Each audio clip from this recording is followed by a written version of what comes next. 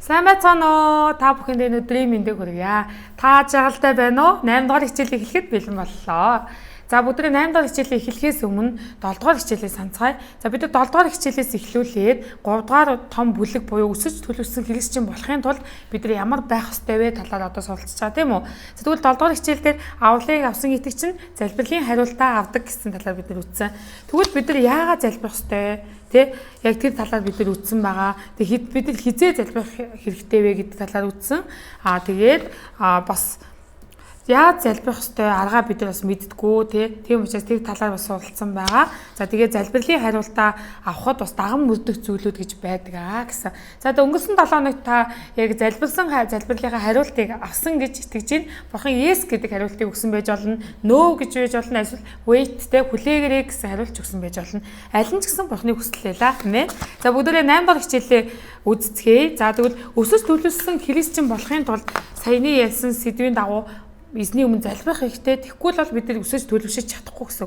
За тэгвэл өсөж төлөвлөсөн христчин болохын тулд хоёрдугаар маш чухал арга байгаа. Энэ нь болохоор 8 дахь хичээлийн сэдв байна. Хамтдаа уншицгаая.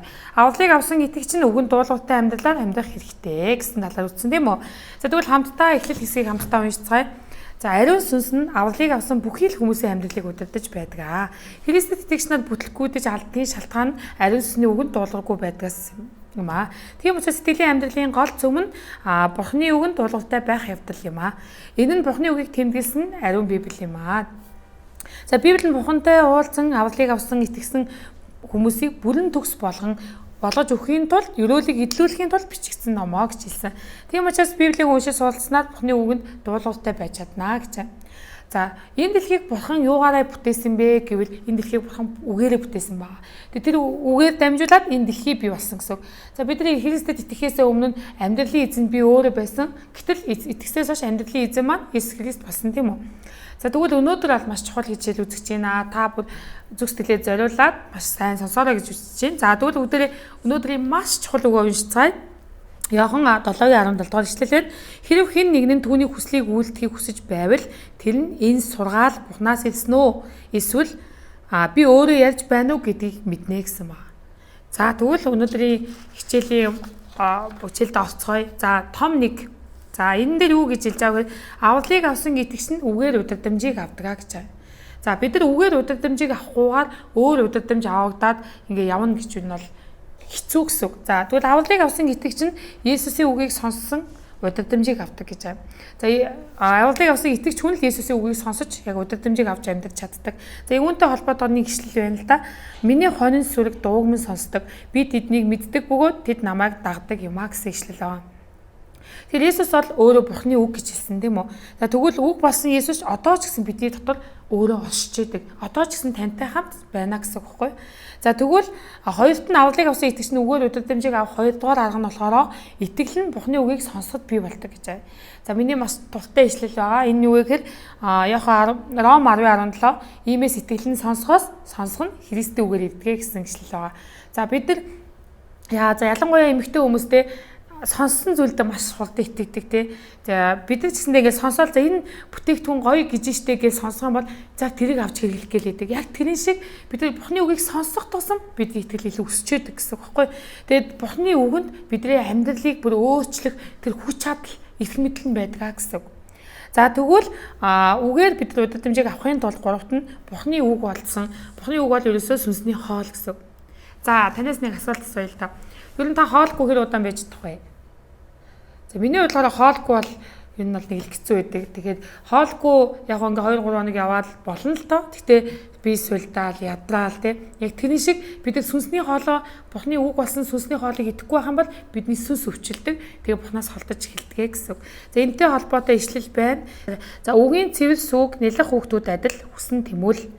Ингэснээр та нар үгээр авалт хүртлээ өсөх юм аа гэсэн ба. За нэгдүгээр Петр 2:2 дээр ингэж хэлсэн. Бид нар яг нэлэх хүүхдүүд шиг те бүр ингэж сүүгээ идэх чаа нэлэх хүүхдүүд шиг Бурхны үгийг ингэж хүсэмжлэх хэрэгтэй гэсэн. За тэгээ бас Матай 4:4 дээр ингэж хэлсэн байдаг. Хүн зөвхөн талхаар бус харин Бурхны амнаас гарсан үг бүрээр амьдрнаа гэж хэлсэн байдаг байхгүй.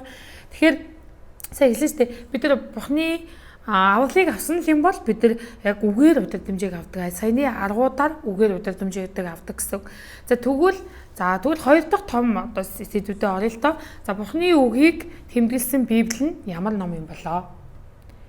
Библийг мэдэндээ бестселлер маш чухал ном. Бүгд мэдж байгаа. Тэгвэл Библи нь нэгдүгээрт бүх дэлхийн эхлэл ба төгсгөлийг зааж өгдөг гэсэн. Библи энэ дэлхий хизээ яаж эхэлсэн, хизээ яаж дуусах тэр бүгдийг маш тодорхойгоор тайлбарласан байдаг гэсэн. Жишээ нь дэлхийд маш олон шашин байгаа тийм үү. Яг тэр шашингууд яг эхлэлээс бол байгаагүй. Яг хүн төрлөختөд үүсээд хүн төрлөختөд амьдраад яг эхлэх дунд үед өөртөө гараараа ч юм уу те яг хин нэгний хийж байгаа зүйлийг хараад дуурайгаад гიშгтэж эхэлсэн ч юм уу. Тэр зүйлүүд энэ дэлхийн түүхийн дундаас эхэлсэн бол Иесус Христ бол их түүхийн эхлэлт байсан гэсэн үг. Амен. Тэгвэл Иесус Христ бол альфа ба омега, эхлэл ба төгсгөл юм аа. Амен. Эхлэл нэг дээр бас хэлсэн байдаг те. Ихэнд бурхан тэнгэр газрыг бүтээжээ гэсэн ишлэл байгаа. Тэгвэл үргэлжлүүлээд бас харцгаая. Тэгвэл Библи нь ямар ном юм болоо гэхээр авалт хүрэх замыг зааж өгдөг ном баггүй. Тэгвэл Библиэлд тэмдэглэсэн хамгийн чухал зорилго нь юу вэ гэхээр аврал байгаа. Библи бид нар яаж авралыг авч чадах, авралыг авсан итгэсэн дараа яаж бид зөв амьдрах ёстой гэдэг тэр бүх зүйлийг маш тодорхой заагаад өгсөн байдаг. Тэгвэл энэтэй холбоотой бурхан үгээ хэлсэн байгаа. Тэрний юу гэхээр Иохан 20:31 дээр харин эдгээр нь Иесус Христ бол Бурхны хүн гэдэг та нарыг итгүүлэхийн тулд бичигдсэн бөгөөд итгэснээр итгэлээр дамжуулан та нар түүнийг нэрээр амьтаа болох юмаа гэж хэлсэн байгаа. Өдөрт хүртэл бид нар яг төлөвсөн итгэж болохын тулд бид нар Бурхны үгийг авах Бурхны үгэнд дуулууртай байх ёстой гэдэг сэдвийн дагуу үзэж байгаа. Бурхны үгэнд дуулууртай байхын тулд бид нар үгээр удирдамжийг авах хэрэгтэй. Библи нь ямар ном гэдгийг бид нар маш сайн ойлгох хэрэгтэй. 3 дугаарт нь авралыг авсан итгэгч нь бүтлгүүтэж алддаг шалтгаан нь юу вэ? Өнөөдөр миний амьдрал, таны амьдрал тохиолдож байгаа зүйл яг одоо хэл тулгаж байгаа тий. Би уг нь авралыг авсан, бурханд итгэдэг, бурхны хайртай хүүхэд гэж байгаа гинэ би алддаг тий. Тэр шалтгаан нь яг юу вэ? Тэгвэл хамтдаа энийг бүгд ичгээ хандуулаад үзцээ. Нэгт нь Иесус Христийн загалмайд баттай итгэдэггүй учраас. Уг нь Иесус намайг авсандаа, ингэсэндээ тэгсэндээ гэдэг мэдлэг болгоод авчдаг. Энэ зүйлдээ баттай итгэж чадаагүй учраас Иесус Христийн загалмайд баттай итгэж чадаагүй учраас бид нар яг алддаг гэсэн үг. Загалмаанаас өөр зүйлийг хайх юм бол бид нар угаасаа алдна, бүтлгүүтэн шанална. Тэгвэл авралын баталгаа байхгүй байна гэсэн үг байхгүй юу? Тэгэхээр бид нар яг Бурхны эдэр загалмайг яг барих хэрэгтэй. Аврагдаагүй байна гэсэн үг байна тий, баттай биш бол. Тэгвэл бид нар яагаад бүтлгүүтт юм бэ гэдэг хоёрдугаар шалтгаан нь юу вэ гэхээр залбирлаар амьдарч чаддаггүй учраас. Маш олон хүмүүс бурхантай холбогддоггүй, залбирдаггүй учраас бурхны нууцыг мэддэггүй, бурхны хайрыг мэддэггүй. Тийм учраас бурхан тэр хүмүүсийг удирдах боломжгүй болдог учраас алддаг гэсэн үг. Тэгвэл бид нар яаж залбирч байна вэ гэдгийг асуух нь маш чухал. Та өнөөдөр бурхан танд 24 цагийг өгсөн, өдрийн 24 цаг өгсөн байгаа. Тэр 24 цагт хэдийг нь яг бурхны өмнө залбирахад та зарцуулдаг вэ?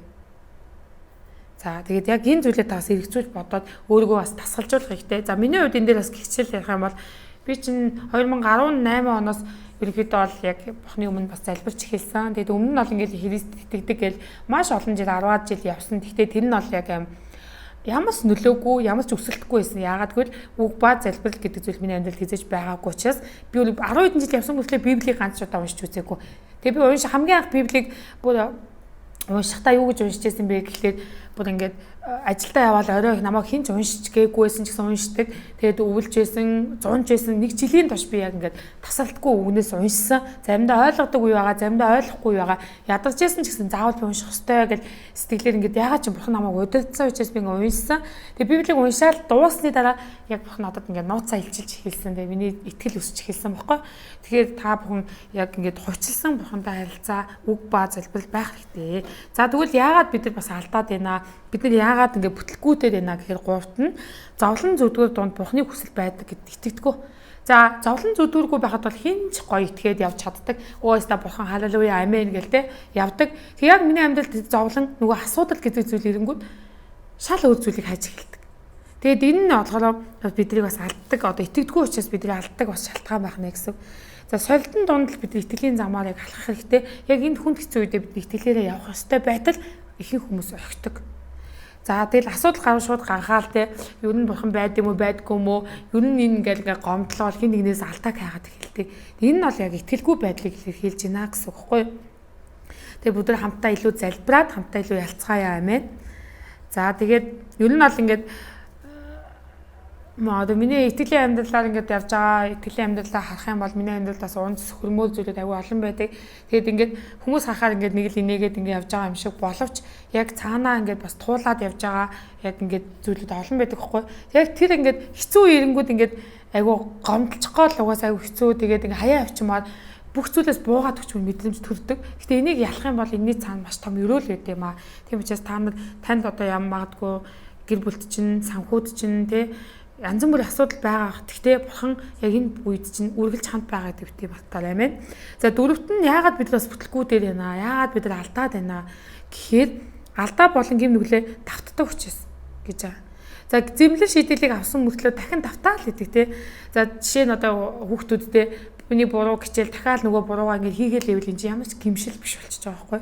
Тэгэхээр бид нар яг хуучин амьдрал одоо нөгөө ундаг хүн болон сул тал байгаа штэ тий санхүү байна, архиталт байна, тий завхаал байна. Янз бүрийн ингээд асуудлаас нэг хүн нэг юм сул тал гэж байдаг. Тэгэхээр сул талаа бид нар ингээд дахиад давтаад ингээд байж болохгүй гэсэн үг. Тэгээ бурхантай итгэлээ бурхантай хамт ялна гэдэг нь өөр аягүй чухал байгаа байхгүй.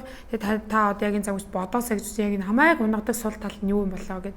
Тэгээ би бол өстой санхүүдээр бол хэдэн жил унжсэн. Тэгээд 4-5 бараг 6 жил ингээд санхүүгийн асуудлаас болоод юусаа ингээд босч иж чадхаагүй аягүй хэцүүсэн. Тэгээд хүнд гой харагдахын тулд ингээд хүмүүст юм авч өгөөд өөрөө өрөнд ороод те тэрнээсээ болоод бурханд өргөлийг өргөхгүй ингэж авснаас болоод би бурханд ингээд маш том зэмлэлийг авсан.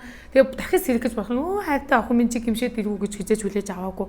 Би 3 жил яг тэр хугацаанд яг нөгөө одоо дахиж ингээд өрөөд зараад ингээд өөрчлөгдөхийн тулд яг тэр хугацаа туулсны дараа бурхан надад ингээд сэргэлдээ өгсөн ба. Тэгэхээр яг та бас яг тэр бүх гэм нүглээ давтахгүйгээр бас ялаасаа гэж хүсэж байна мэн. За тэгвэл тавд нь яагаад бид нар алддаг вэ гэхлээр бурханы үгийг сонсохгүй тэгээд түүний удирдамжийг авахгүй байгаа учраас гэж байгаа. За энэ нас аягүй чухлаа. Хуучин гэрээний номонд гардаг саавлыг харах юм бол те бурханаар хаан болон сонгогдсон те өргөмжлөгдсөн хэрнээ эцэст нь бүтлгүүс сүрдэг. Яагаад вэ? Яг үнэ дуулгаргүй байдлаас бол сүрдэг байхгүй. Тэгээ бид нар ингэ боддог. Айгуу том юм дуулгартай байж жижиг юм энэ гайгүй штэ гэж боддог. Гэхдээ тэр жижиг юм хүртэл бурхан хардаг гэсэн. Тэр жижиг юм дуулгартай байна уу, дуулгаргүй байна уу гэдгийг бурхан хардаг. Тэгээд Саул хаанчны бодготоос заримдаа бид нар ч гэсэн яг тийм байхгүй.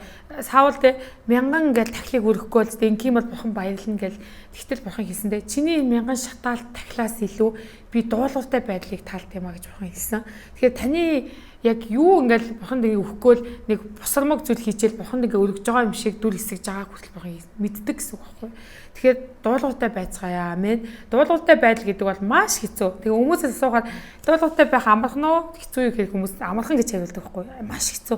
Өөрийгөө өхүүлнэ, өөрийгөө өвүүлсэндээ тэгээд бас яг ингээд надад гоё санагтахаар би дуулууртай байгаад энэ таалагдахгүй гинөө. За энэ угаасаа биш штэ гэдэг юм дуулуургүй байдлыг бид гаргаж яадаг. Тэгэхээр надад таалагдахгүй байсан намаагүй бурхны хүсэл дуулууртай байх хэрэгтэй гэсэн. За тэгвэл энэ 5 одоо сая ярьлаа шүү дээ. Иесус Христэд загалмайд баттай итгэдэггүй учраас бид нар алддаг. Залбирлын амьдрал амьдарч чадахгүй учраас алддаг. Зовлон зүдүүд дотор бурханд итгэдэггүй учраас бид нар алддаг. Алдаа гэм нүглээ дахин давтсаар байгаад бид нар яг энэ алдаа гаргадаг. Тэгээ бурхны үгийг сонсохгүй удирдамжийг авахгүй дуулгаргүй байдаг учраас бид нар энэ алдаануудыг гаргадаг гэж хэлсэн шүү дээ. За тэгвэл яг энэ цаг мөчид танд энэ 5-аас яг аль нь хамгийн их тохиолдож байна? За тийм тэгээд өөртөө ботсон байх гэж бодож байна. Миний үдс нь бодож байгаа зүйл бас байна. За тэгвэл бид нар том дөрвөлөөгөө оръё. За бурхны дуу хоолойг яаж сонсох вэ гэж байна. Тэг хүмүүс тэгээ ярьдаг те бурхан наттай яриад би бурхны дуу хоолойг сонсоод гэж ярьдаг штэ. Тэгээ яаж сонссон болоо бурхан үгээ ингээл өө гэл ингээ хэлсэн болоо ч юм уу гэл зарим ингээл хүмүүс боддог. Гэтэ бурхан яаж дуу хоолойгоо бидний сонсохыг хүсдэг вэ гэвэл нэгдүгээр үндсэндээ ариун сүнсний ажлаа үгээр хэлдэг гэсэн.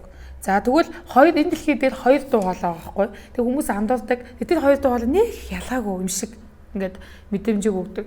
Тэгээд ариун сүнсний дуу хоолой гэж байгаа. Муу ариун сүнсний дуу хоолой гэж байгаа. Тэгээ бид өөрсдөө хүслийн дагуу дуу хоолой ингээл яг бурхан ингэж хэлсэн ингээл өөрсдөө хүслийг ингээл тулах гад байдаг үе гэсэн бидэд байдаг штэ тий. Тэгээ бидний дотор ариун сүнс бидэд үгээ ингээ хэлхийг хүсэж байдаг. Тэгэхээр та ингээ чих тавин ингээ сонсох хэрэгтэй гэсэн. За хоёрт нь хүн чанараар дамжуулан зэмлэлийн үгээ хэлдэг гэсэн. За бид нар гим нүгэл үйлдэл бурхны хүсэл дуулуугүй байгаа л үед яг ингээ бурхан бидний хүн чанараар ингээ үгээ хэлдэг тий. Дотроос чинь та ингээл дотроо одоо ингээд хүн чанаар дамжуулан бурхан үгээ хэлдэг гэсэн. Тэгээд тэрний үгээ бид нар гим нүгэл үлдээд бурхны хүсэл дуулуургүй байх үед бурхан ингээ хүн чанаар дамжуул зэмлэлийг өгдөг. За бид нар гаднаа ингээл зүгээр юм шийдвэрлэсгээл хин нэгний хажууд инээгээл гой байж болох ч гэсэн бидний дотор хүн чанар маань юм хэлцээдэг. Чиний буруу штэ. Чи болохгүй штэ гэж хэлдэг тийм үү. Тэгэхээр яг энэ зүйлээр дамжуулаад үг хэлж байгаа л та шууд гимшээд бурхны өмнө нэлээрээ. Амен. За тэгвэл бурхны дуу хоолойг сонсохын тулд яах вэ гэхээр Библиэд дамжуулан үг хэлдэг гэсэн. За Библи үнээр яг бурхны үг юм аа тий. Бурхан өөрөө Библи юм аа гэж хэлсэн байгаа шүү дээ тий. За бурхны дуу хоолойг сонсъё гэвэл бурхны үгийг уншин тунгаан бодох шүү дээ. Зүгээр ингээл уншаал ингээд бодохчгүй ингэж унших биш. Тэгээд зогсохгүй үсгэлт ба дагалдагч бэлтгэх сургалтад дамжуулан Библийн системдээ сурах хэрэгтэй гэсэн. За энэ дээр бас би бас гэрчлэл ярмаар байгаа нь би яг ингээд хүн ба бурхан хичээллийг 2018 онд яг Библийн хичээлийг заалгаж байсан. Тэр бол маш их үгээр ингэж тасгалжуулдаг хичээл. Тэр хичээлээр дамжуулаад миний итгэл өсчихсэн байхгүй юу. Тэгэхээр та нар яг ингэж сүнслэг зүйлд хэр шуналтай, хэр ингэж сонсхийг хүсэж байгаа зүйлсэл байгаа вэ? Яг тэрний чинь дагуу бурхан хариулдаг юм аа. За тэгвэл Библийг өдөр алган гэдэг яг те өөртөө цачим гаргаад уншаад хин нэгэн харсан ч бай, хараагүй ч бай, хэцүү ч бай, ядарсан ч бай бүх үед бурхантай хамт байгаасаа гэж хүсэж байна. За тэгвэл дөрөвт нь яадаг вэ? Залбирлаар дамжуулан үг хэлдэг. Яг энэ хэлдэг бурхан. Тэгээ залбирал донд ч гэсэн бурхны үгийг сонсъё гэвэл сонсъё гэсэн тийм байр байдалтай байх хэрэгтэй гэсэн. Өөрөө л яриад яжаад гараа авчдаг биш те. Бурхан над яг энэ залбирлаар дамжуулаад над яг ямар хариултыг өгөх гээд байгаа юм болоо гэдгийг биднээс сонсож сурах хэрэгтэй гэсэн үг байхгүй юу? За тэгээд тавд нь хүн болон нөхцөл байдлаар дамжуулан үг хэлдэг гэсэн үг. За харилцан одоо ингэ ярьж байх үедээ үг хэлсэн үеж байна. Ямар нэгэн асуудлаас болоод бодлогошин залбирах үед те ойр орчмын нөхцөл байдлаар дамжуулан үгээ хэлдэг гэж байна. За хүнээр дамжуулан үгээ хэлдэг. Тэнгүүд бид нэр гэх ингэ доош явахгүй орхичдаг үе байдаг те. Тэгэхээр бас энэ хүнээр дамжуулаад бурхан би ингэ хариултаа авч чадахгүй, бурхны дуу хоолой сонсъё сонсч чадахгүй байх үед минь энэ хүнээр дамжуулаад над бурхан үгээ хэлж байгаа юм штэ гэдэг зүйлийг өөр дээр ингэ тунгааж бодох хэрэгтэй гэсэн үг байхгүй. За тэгээ 6-ад нь бурхны дуу хоолойг бид нар яа сонсох вэ гэвэл за бурхны үгийг сайн сонсъё гэвэл түүнтэй дотн нөхөлсөг харилцаагаа хിവэр нь хадгалах хэрэгтэй гэсэн. За тэгвэл үг ба залбирлахгүй бид хизээж бурхантай одоо нөгөө дотн нөхөлсөг харилцаатай байж чадахгүй шүү дээ тий. За тэгвэл бурхан олон янзын хэрэгслээр дамжуулан бидэнд тасралтгүйгээр үгээ хэлж идэг гэсэн. За тэгвэл бурхны дуу хоолойг сонсъё гэвэл бурхантай дотн харилцаатай байх хэрэгтэй. За энэ нь юу гэхээр хүндэтгэл одоо хүндэтгэл дээр одоо яг сууж байгаа бидний байдал байна тий. Эсвэл яг ингээд нөгөө хүмүүсээр дамжуулаад бас үдэмжийг авдаг гэж хэлжсэн шүү дээ тий. За тэгвэл 7-д нь юу вэ гэхээр хончлын сүнслэг удирдамж болон ялгас салгах хэрэгтэй гэж байгаа. За энэ дээр бид ямар нэгэн дуу хоолой сонслоо гэдээ одоо энэ яг бурхан над ингэ хэлсэн юм шиг байна гэл ингээд хүмүүс тэгдэж штэ. Тэгчлээгээд бүгдээрээ бурханы дуу хоолой биш гэсэн үг штэ тий. Тэгэхээр бид нар миний бодож байсан бодлоо альсвал зүгээр яг бурханы дуу хоолой юу гэдгийг бид сүнслэг удирдагчнаасаа бас асууж мэдэх хэрэгтэй гэсэн. За тэгээд зарим шинэ хүмүүс чинь ингээл гинт ингээл өөртөөгөө хүслийн дуу хоолой сонсч байгаа юм уу? Бурхан над яг ингэж хэлсэн би ингэн гэл ингэдэг. Яг энэ зүйлээ сүнслэг менторуудаас бас пастуудаас асуух хэрэгтэй тэгжээж гэд бурхан яг тэр хүнээр дамжуулаад үгээ хэлдэг. Тэгээ пасторам дамжуулж асаа үгээ бурхан хэлдэг учраас танараас ингээд сүнслэг удирдагч болон пастор ахлагчнаасаа тий бас асуух хэрэгтэй гэсэн. За тэгвэл ариун сүнс бидэд дуу хоолойгоо бурхан өөр яаж өгдөгөөр өгөн дуулууртай байна гэсэн шийдвэр гаргах хэрэгтэй гэсэн. За тэгвэл бурхан одоо яг ингээ ямар ч зүйл би бурханы өмнө дуулууртай байна гэсэн шийдвэр одоо ингээд гаргах юм бол бурханы дуу хоолойг бид сонсч чадна гэсэн үг байхгүй юу? За шийдвэр гэдэг зүйл маш чухал. Тэгээ шийдвэрээр дамжуулаад бурхан өөрөө босгон байгуулж өөрөө ажилладаг гэсэн. Тэг би яг 19 онд гаргаж ирсэн шийдвэрээр дамжуулаад бурхан бас миний амьдралыг өөрчилж ийсэн. Шийдэхгүй зүгээр л за бурхантайгаа хамтдаа гэж явж ивэл хизээж өөрчлөлт байхгүй. Яг ингээд бат шийдэх хэрэгтэй. Тэгээ шийдвэрээ бурхантай хуваалцах хэрэгтэй. Тэгэх юм бол бурхан танд босгон байгуулалтыг тусламжийг өгөх болно. Амен. За тэгээ энэ хүртэл байлаа. Тэг ямар ч байсан энэ хичээлээр дамжуулаадсан бурхан танд бас үгээ хэлсэн гэж итгэж ин хамтдаа залбираад тэг дуусгацгаая. Баярлалаа бурхан минь та бидэнд өөрийн дуу хоолойг сонсгож эзэн үгээр дамжуулан бидэнд ингээд өөрийн хүслийг мэдүүлэхийг хүсэж байгаа талархаж байна. Эзэн өдөр бүр бидэнд таны өмнө залбирч үгийг уншиж тунгаан бодож эзэн танаар удирдуулахыг хүсэж байна. Бид өсөж төлөвсөн христчин болохыг хүсэж байна. Үнээр байдаг байрандаа байсан биш. Эзэн бидний илүү үгээр бусдад тусалсан эзэн өөрчлөсөн амьдралаар амьдрахыг хүсэж байна. Эзэн өнөөдөөс эхлээд байгаа энэ хичээлийг сонсож байгаа хүн нэг бүр шийдвэрийг гаргаж байна. Тэр шийдвэрийн дагуу та гайхамшигтайгаар амьдралд нь ажиллаж өгөх болно хэмээн тунгаглан эзэн Иесусийн нэрээр залбирлаа. Амен. За баяртай. Дараагийн хичээлээр уулзцгаая.